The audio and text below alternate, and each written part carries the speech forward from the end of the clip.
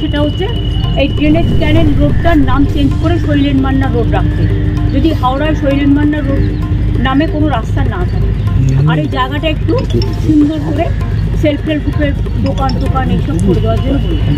প্রাক্তন ফুটবলার শৈলেন মান্নার নামে হাওড়ার ড্রেনেজ ক্যানেল রোডের নামকরণ হোক। মঙ্গলবার দীঘা রওনা দেবার আগে ডুমুরজলায় জানালেন মুখ্যমন্ত্রী মমতা ব্যানার্জি।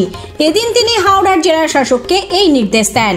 মুখ্যমন্ত্রীর নির্দেশ পাওয়ার পরেই রাস্তার নাম বদল নিয়ে বৈঠকে বসেন জেলা শাসক ও হাওড়া পুরসভার মুখ্য প্রশাসক সুজয় চক্রবর্তী, ছিলেন হাওড়া পুর কমিশনার।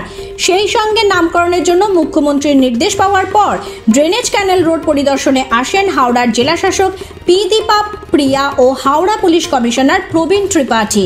এই ঘোষণার পর হাওড়ার জনমানবে আলোড়ন সৃষ্টি হয়েছে। 24 ঘন্টা খবরের প্রতিনিধি পৌঁছে যায় বিজেপি রাজ্য সম্পাদক উমেশ রায়ের কাছে। এই নামকরণের বিষয়ে তিনি যা জানালেন শুনুন। আমি এই মুহূর্তে এসছি বিজেপি রাজ্য সম্পাদক উমেশ রায়ের বাড়িতে। তার থেকে জেনে নেব কিছু কথা, কারণ মুখ্যমন্ত্রী আজকে ডুমুরজলা হেলিপ্যাড থেকে যে বার্তা দিয়ে গেছেন, ঐতিহ্যপূর্ণ ড্রেনেজ ক্যানেল রোডের নাম পরিবর্তন করা হবে শৈলেন মান্না রোড, সেই বিষয়ে আমি উমেশবাবুর থেকে কিছু জেনে নেব। উমেশবাবু, এই যে বিষয়টা মুখ্যমন্ত্রী আজকে বলে গেলেন শৈলেন মান্না রোড হবে ড্রেনেজ ক্যানেল রোডের পরিবর্তে, এটাকে আপনি কি চোখে দেখছেন? দেখুন, আমি তো যেটা জানতাম এই ড্রেনেজ ক্যানেল রোডের নাম বিশ্বের বিখ্যাত চিকিৎসক ডাক্তার ভোলানাথ চক্রবর্তী নামে করা হয়েছিল। সেখানে ডাক্তার ভোলানাথ চক্রবর্তীর একটা মূর্তি লাগানো হয়েছে। সেখানে আপনি বেলে পোলের ওখানে একটা বড় ওভারহেড গেট করা হয়েছে যেখানে ভোলানাথ চক্রবর্তী সরণি লেখা আছে। এবার হঠাৎ করে মুখ্যমন্ত্রীর মাথায় কি করে ঢুকলো যে এই রাস্তার নাম ভোলানাথ চক্রবর্তী সরণি থেকে বদল করে শৈলেন মান্নার নামে করবেন। উনি যেখানে যতবার যাবেন ততবার কি রাস্তার নাম বদল করে দেবেন? আমার মনে হঠাৎ করে একজন ইতিহাসের নাম মনে পড়ল, মোহাম্মদ বিন তুগলক, যিনি একবার দিল্লি থেকে দৌলতাবাদ রাজধানী করেছিলেন, আবার দৌলতাবাদ থেকে দিল্লি করলেন। সেরকমই ঘটনাটাকে আমরা এখানে দেখছি। আপনি বলুন, হাওড়ার একজন বিখ্যাত চিকিৎসক যার নামে একটা রাস্তার নাম করা হলো, সেখানে ফলক লাগানো হয়েছে, তার হাওড়া কর্পোরেশন উদ্বোধন করেছিল, হঠাৎ করে আজকে মুখ্যমন্ত্রী বলে দিলেন। আমি তো জানি না মুখ্যমন্ত্রীর কোনো অধিকার আছে কোনো রাস্তার নাম বদল করার। প্রত্যেক মিউনিসিপ্যালিটি বা কর্পোরেশনে একটা হেরিটেজ কমিটি থাকে, সেই হেরিটেজ কমিটির কাছে নামের প্রস্তাব যায়, সে প্রস্তাবের উপরে আলোচনা হয়, তারপরে যে ওই শহরের মেয়র থাকেন তিনি হন ওখানকার প্রথম নাগরিক, তার সহমতি নিয়ে কোনো রাস্তার নাম বদল হয়। আমি জীবনে কোনোদিন শুনিনি যে মুখ্যমন্ত্রী হঠাৎ করে যাবেন কোনো জায়গায় আর গিয়ে না জেনে যে ওই রাস্তার নাম কি আছে, কার নামে আছে, হঠাৎ করে উনি বলে দেবেন যে এই রাস্তার নাম এর নামে করে দিন। আজকে যদি শৈলেন মান্নাকে সম্মান দেওয়ার জন্য এই রাস্তার নাম করা হচ্ছে, তাহলে একদিকে ডাক্তার ভোলানাথ চক্রবর্তীকে অপমান করারও প্রশ্ন এর মধ্যে উঠবে।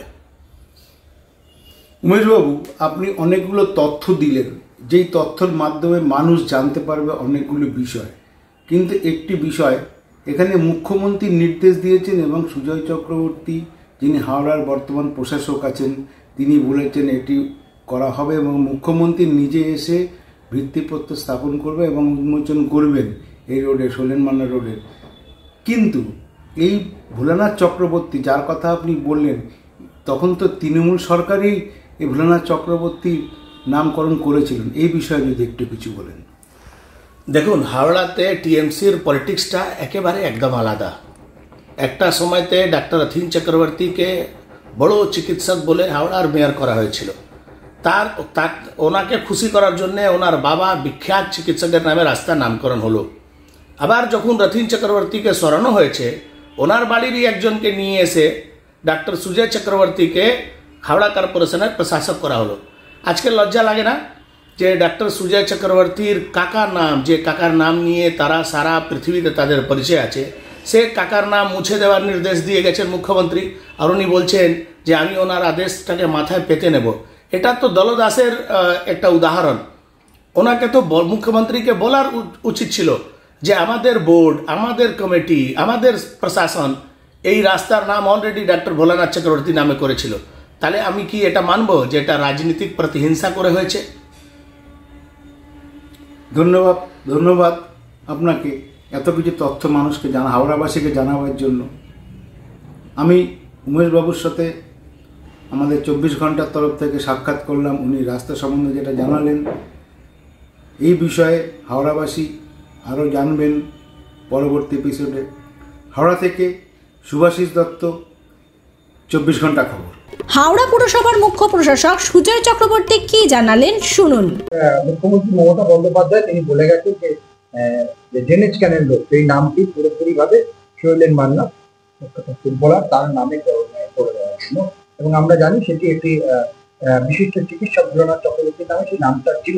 সেটাকে কি বদল করা হবে না সেটা নিয়ে কোনো বৈঠক আপনারা এই মুহূর্তে ডিএমের সঙ্গে বলছেন, পুরো বিষয়টা একটু।